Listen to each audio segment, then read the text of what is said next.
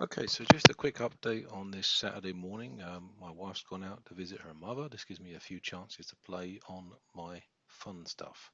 So what I've done is I've just updated here. I just checked a panel, an outline panel that I've been using, and I just copied it and committed it to the Zoom Pedal Fun even. So it's a B1XFour panel, and so there's a controller um, folder, and when you look inside, there's the panel. It's matched to this file space here. So what I do now is from this place here, software controller, where I had another video where I showed you I built it. I prefer to use a GDB to run it at this stage, GNU debugger. So I want to run /controller, and up it will come. And there are a few warnings in this. I think some other guy on the forum explained that there's a problem with the BFD layer. So now we can just run it. And the reason I do this is you get more information coming out in the background. So the panel was uploaded, and let's put this over here a second. And so we got the standard things. I won't split the screen today, but I can click editor on off. I can click the PC mode. So if I click this, what I see in my peripheral vision, the PC mode is on the B1XFour. I click it off. I can click this button, the tuner comes on, bypass 440 Hertz. I think there is a way of changing those numbers. I don't know at the minute. Well, haha, I say I don't know. Let's look on the wiki. So the wiki is here because it tries to pull in information about other people's DRE. This is my very bad Latin all about the B1XFour. So we click here, and so far we're saying there's an identity editor, blah, blah, blah, set tempo. So if we click here, sorry, and I move the tempo to, I don't know, 123, on the pedal, I'll describe it. I push the settings button, I push the setup, I push the button again, it says once, and it says BPM 123. So let's now move it like that.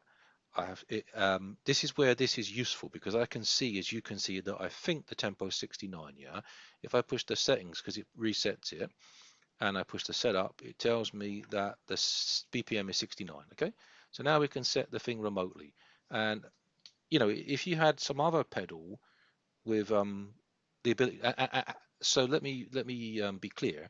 The tempo 159. Let's consult it. There is sending F052 006E because it's a B1XFour, 6403 00 0A 02, and then what did we say? 159. So 159 is bigger than 128. Okay, so we will get a 1 in the high, and the remainder from 128 is 1 to make it 9, 31. 31 in hex is 32 take 1, 32 is 20 in hex, so it would be 1F. So that's what it will send, and somewhere there, look, we see it there, see? 011F, yeah? So in the debug mode, you can see what the hell's going on, yeah, because I'm printing it out inside the console of the controller.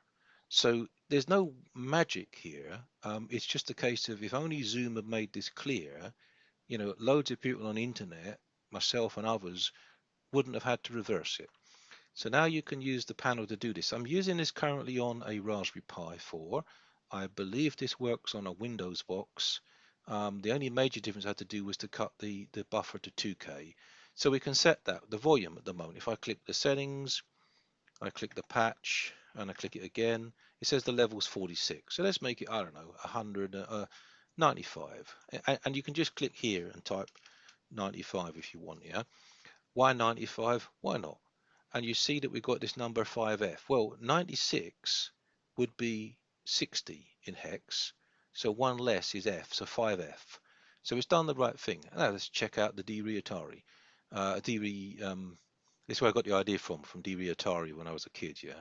So B1XFour, just said the volume is 52 0 60 64 0 0 0 A 0 0 hex volume. Well, there it is. And 5F we just said is the value, and then noughts and an F7, yeah? So there's no rocket science here. The whole point is that if you just want to get on and use it, you can do it that way.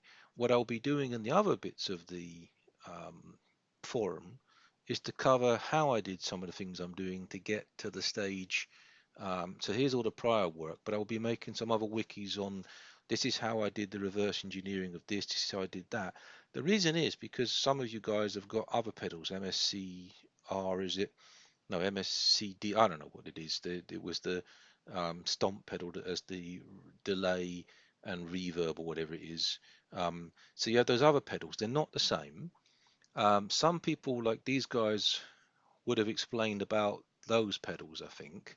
And this guy, super cool, describes most of the pedals. Okay, um, so you can look that up, or you can just do the things I was doing and find it out for yourself. Yeah, so that's the idea. And if you buy another piece of kit that you've got, you might be able to use the techniques to reverse engineer, so you can just use it for making music.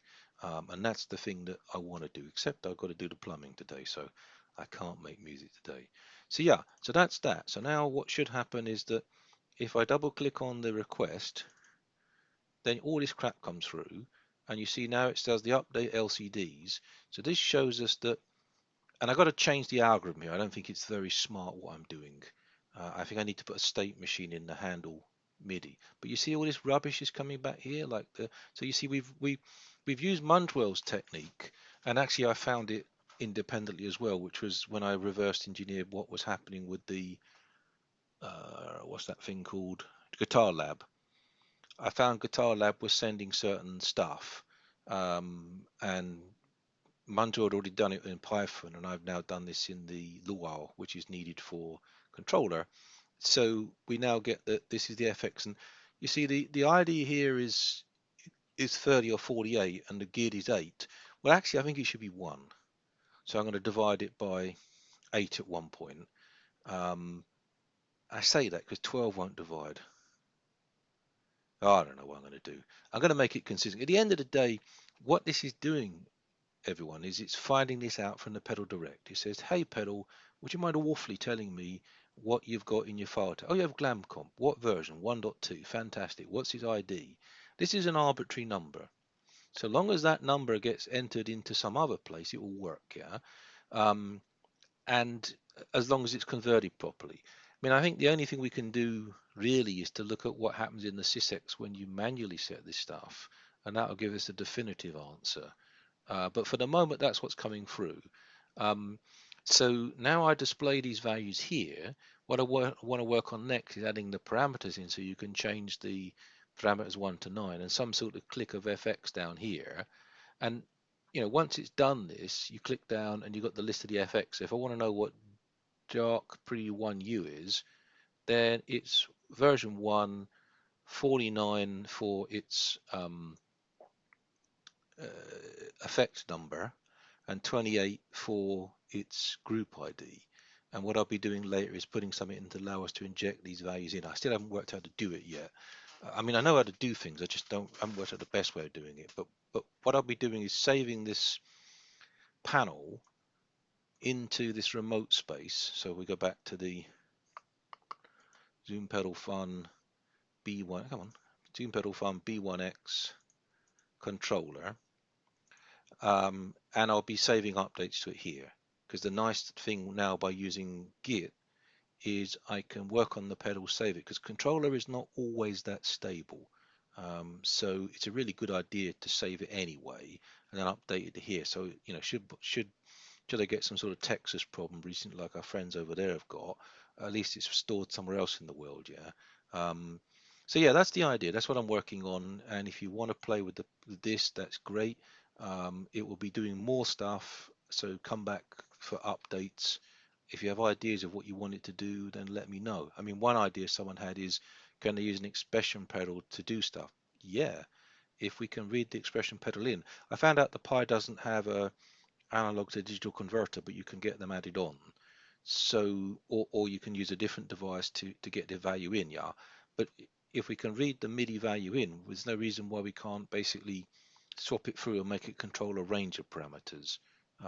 So what they were doing was pretty cool, was using two sort of states on a volume to reduce the power going into the tube amp or the valve amp, and that would make the difference between it breaking up into the full drive or not, as the case may be. And that's a really neat idea, because I only have a single channel Laney 12R, and I think I'll steal that idea and use it, because the tube amp just sounds cracking. It's really nice. Okay, that's the end of what I want to say today. Thank you for watching and have fun.